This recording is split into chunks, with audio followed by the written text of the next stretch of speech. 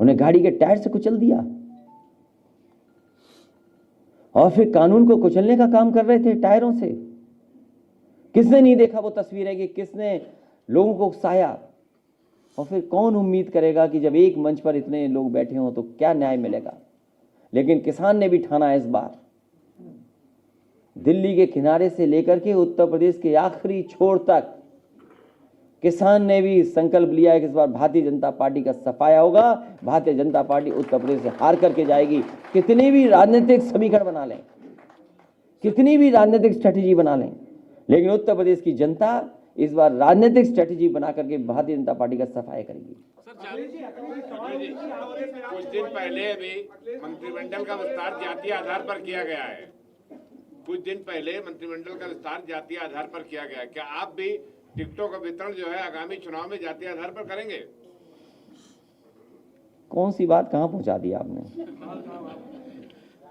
आपको तो बात ये करना चाहिए, जो मंच पे बैठे लोग हैं उनमें मतभेद तो है ही, लेकिन मतभेद भी हैं कि नहीं है? मतभेद बताओ सर। काफी संख्या में भाजपा विधायक। नहीं, सवाल हम लोगों से पूछिए। अध्यक्ष जी एक सवाल। पूर्वांचल के दौरे पे आप 2 दिन थे और भारतीय जनता पार्टी का पूरा फोकस पूर्वांचल पे है। पश्चिमी उत्तर प्रदेश क्योंकि पहले से बीजेपी का कमजोर है। पूर्वांचल की जनता ने और जो साथी भारतीय जनता पार्टी के साथ थे वो अब समाजवादी पार्टी के साथ हैं। उनके सभी सहयोगी साथियों ने मन बना लिया है कि जिस दरवाजे से भारतीय जनता पार्टी घुसी थी उस दरवाजे को वो बंद कर दिए हैं। अध्यक्ष जी एक सवाल।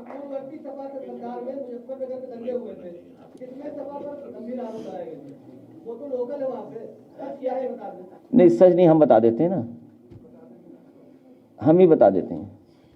वो बात पुरानी है और उसके लिए जो न्याय करेगा, न्यायालय से जो न्याय होगा उसके पक्ष में हम सब लोग हैं। और जिन्होंने दंगा कराया वो तो सत्ता में बैठे, ये बोलोगे नहीं आप? जिन्होंने दंगा कराया, नहीं आप, जिन्होंने दंगा कराया, और मेरी भाषण पढ़ना आप सदन का, जिन्होंने दंगा कराया वही मंच पे बैठे। अरे आपको सोचना चाहिए, लखीमपुर में जिस गृह राज्य मंत्री ने ये कहा हो कि तुम मुझे जानते नहीं हो, मैं कौन हूं, और उसके बाद गाड़ी चढ़ा दी गई किसानों पर। क्या तेजिंदर बिर्क पर नहीं चढ़ाना चाहते थे? तेजिंदर बिर्क समाजवादी पार्टी से जुड़े रहे हैं, वो किसानों का आंदोलन कर रहे हैं। तो जब एक मंच पे सब बैठ जाएंगे तो क्या जनता सब देख रही है, और जनता से ज्यादा समझदार कोई नहीं है। हम आप क्या बात पहुंचाएं, लेकिन जनता ने मन बनाया कि भारतीय जनता पार्टी का इस बार सफाया होगा। और आप जो आदरणीय हरिंदर मलिक जी आए हैं, उधर तो आपने देख ही लिया मऊ का कार्यक्रम ओम प्रकाश राजभर जी के साथ। ओम प्रकाश राजभर जी का कार्यक्रम देख लिया आपने। बलिया से लेकर के लखनऊ तक सफाया होना निश्चित है, और अब वेस्टर्न यूपी में सहारनपुर से सफाया होना शुरू हो गया है। तो जब दोनों तरफ से सफाया होगा तो सेंट्रल में तो हम खुद बैठे हुए हैं। तो आपको तकलीफ नजर नहीं आती भारतीय जनता पार्टी की? अध्यक्ष जी एक सवाल है। अध्यक्ष जी सवाल है कि आपकी पार्टी में कांग्रेस के कई बड़े नेता हैं, आज हरीश जी भी आ गए हैं, प्रियंका गांधी। और ये तो आप नया गाना भी सुने होंगे ना स्टेज पर, जो गाना बजा, कमाल है बीजेपी का। बीजेपी से अच्छा कोई है ही नहीं, नकल इतनी कर रहे हैं।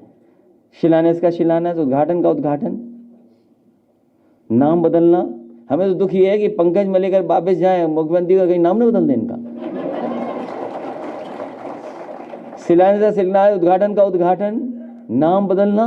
और अभी मैं कोई मुझे बताया कि जो गाना नया बना है वो भी नकल कर ली। और किसकी नकल की? गाने की।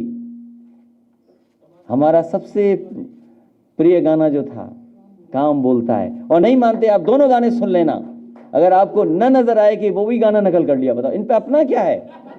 सर अच्छी कैसे हुई जब नकल कर रहे थे? इन पे है क्या अपना? बताएं कुछ।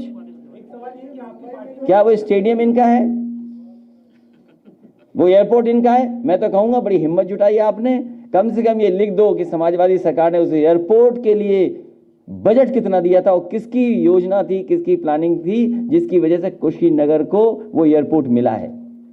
बात इतनी सी है, जब कोई जमीन, हमारे सब गरीब किसान सब लोग बैठे हैं यहाँ पर, और किसान भाई एकदम समझते हैं।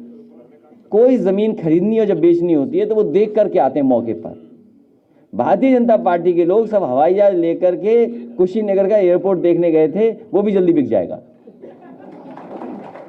अध्यक्ष जी, एक सवाल है कि आपकी पार्टी में कांग्रेस के कई नेता पहले आए, आज अजीत जी का है, कांग्रेस की महासचिव कह रही है कि जो कायर है कांग्रेस के वो आपके पास आए हैं, ऐसा वो कह रही है। ये बहादुर लोग हैं, ये बहादुर लोग हैं, और ये बीजेपी को टकरा रहे हैं। हम सब लोग समझ लो बीजेपी से टकरा रहे हैं। आप सच लिख दोगे तो अस्पताल में चले जाओगे, जेल भी जा सकते हो। आप एक काम करिए पत्रकार साथी, केवल ये लिख दीजिए कि जो उत्तर प्रदेश का जो कुशीनगर का एयरपोर्ट बना था उसमें पुरानी सरकार समाजवादी पार्टी की सरकार में बजट में इतना इतना पैसा दिया गया था, समाजवादी पार्टी की वजह से वो एयरपोर्ट बना है, और देखो कल हमें ही आपकी जमानत में जाना पड़ेगा।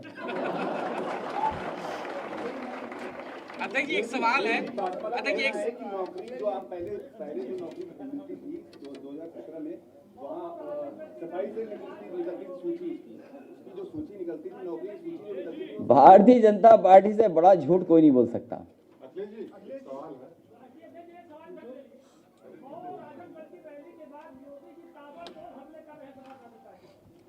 वो भी सुना है ट्विटर से कर रहे हैं।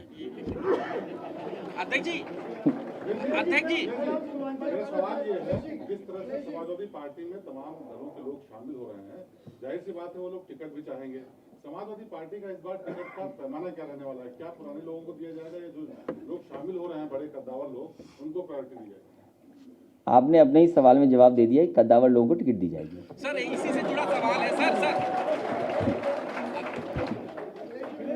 अब ये मत पूछना कद्दावर किसको बोलोगे आप।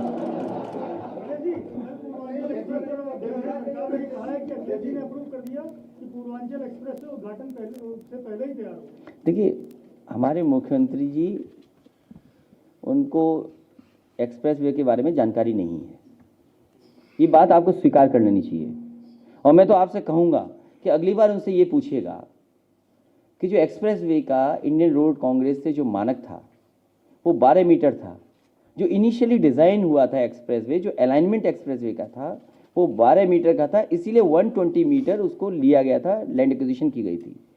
लैंड एक्विजिशन का बजट और किसानों से ज़मीन लेने का करार पूरा समाजवादी सरकार में हुआ।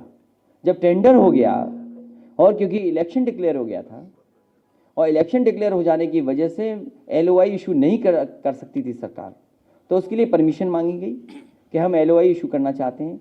LOI इशू करने के लिए भारतीय जनता पार्टी ने डिले किया और LOI समय पर नहीं होने दी, जिसकी वजह से हम LOI इशू नहीं कर पाए। और LOI इशू कर देते तो दूसरी बात कहते वो लोग। तो LOI इसलिए नहीं इशू की क्योंकि मैं जानता था और मुझे उस समय लग रहा था कि समाजवादी सरकार बन जाएगी तो एक बहुत अच्छा एक्सप्रेसवे बनकर के तैयार होगा। और LOI जब नहीं इशू हुई उसके बाद इन्होंने टेंडर कैंसिल किया। जो टेक्निकल स्पेसिफिकेशंस है उनको कम किया, अपने जो खास लोग हैं ठेकेदार उनको एडजस्ट किया, और आप लोगों के माध्यम से हम लोगों पे आरोप ये लगवाया कि महंगा बना रहे थे। आप लोगों के माध्यम से ये आरोप लगवाया कि हम महंगा बना रहे थे।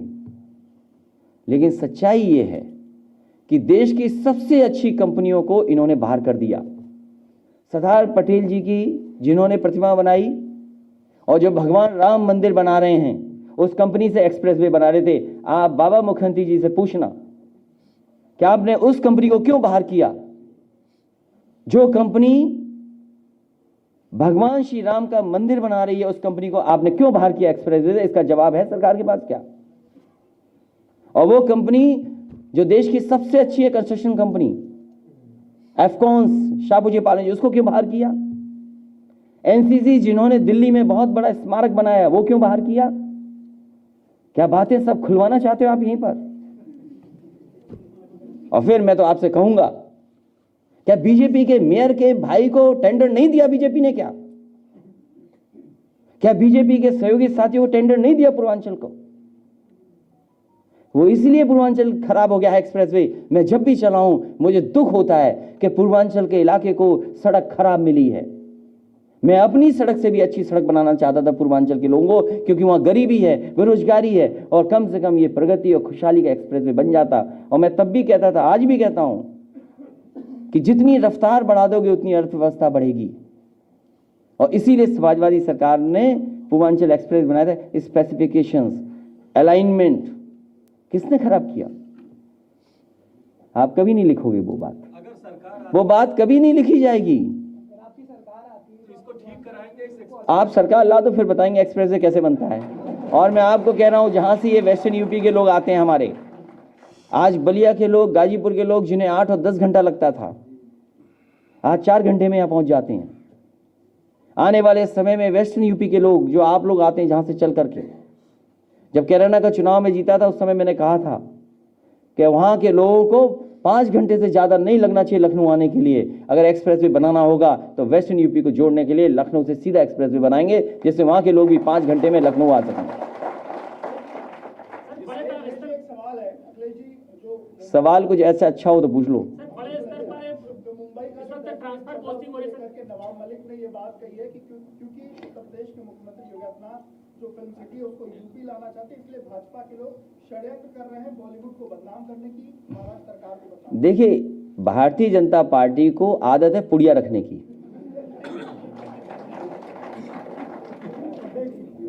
भारतीय जनता पार्टी की सरकार जैसे ही बनी, विधानसभा में पुड़िया मिल गई एक, और बाद में पुड़िया की जांच हुई तो क्या निकली?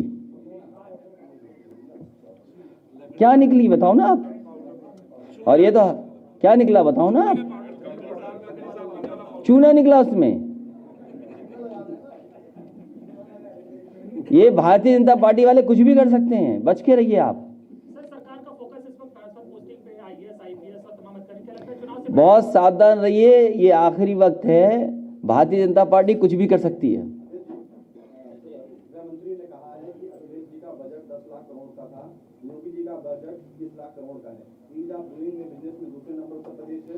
अखिलेश जी, आप हमको 12 मेडिकल कॉलेज देकर गए, हमने इससे यहाँ पहुँचा दिया कि हर जिले में मेडिकल कॉलेज बन रहे हैं। ये फिगर जरा गड़बड़ लग रही है मुझे। 10 लाख करोड़ 21 लाख करोड़ की, नहीं वो गलत फिगर है।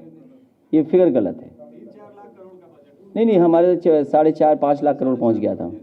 नहीं वो गलत फिगर आ गए होंगे, हो सकता है SMS में, व्हाट्सएप में गलत आ गया हो। ये व्हाट्सएप भी बड़ा गलत भेजते हैं बीजेपी वाले। जो बजट है पहले तो वो बजट ठीक करें। और जहां तक मेडिकल कॉलेज का सवाल है, ये पुरानी योजना है कि जिला अस्पतालों को मेडिकल कॉलेज के रूप में बनाया जाए। मुझे अच्छी तरह याद है कि जब देश के गुलाम नबी आज़ाद साहब मिनिस्टर थे हेल्थ के, उस समय उन्होंने कुछ सूची मांगी थी और उसके बाद वो सरकार चली गई। उसके बाद सरकार भारतीय जनता पार्टी की आई, तो उत्तर प्रदेश में पहला मेडिकल कॉलेज इस योजना के तहत उस समय के जो स्वास्थ्य मंत्री थे उनके साथ शिलान्यास मैंने शाहजहांपुर में किया था। उस समय के आज के जो प्रदेश अध्यक्ष हैं भारतीय जनता पार्टी के, वो उस समय के स्वास्थ्य मंत्री थे। उन्होंने और हमने मिलकर के पहला शाहजहांपुर में मेडिकल कॉलेज का शिलान्यास किया था। उसके बाद उन्होंने फिरोजाबाद का किया था और उसके बाद कैटेगरी वाइज सूची बना करके रख दिया था कि कौन कौन मेडिकल कॉलेज फर्दर बनाया जाएगा, जिसमें फैजाबाद भी था, बहराइच था। सवाल ये मेडिकल कॉलेज का नहीं है। उद्घाटन किया, पर्दा लगा दिया, फूल लगा दिए, कभी पर्दा हटा करके देखा अंदर क्या है? सब खोखला था। मेडिकल कॉलेज ही नहीं है वो।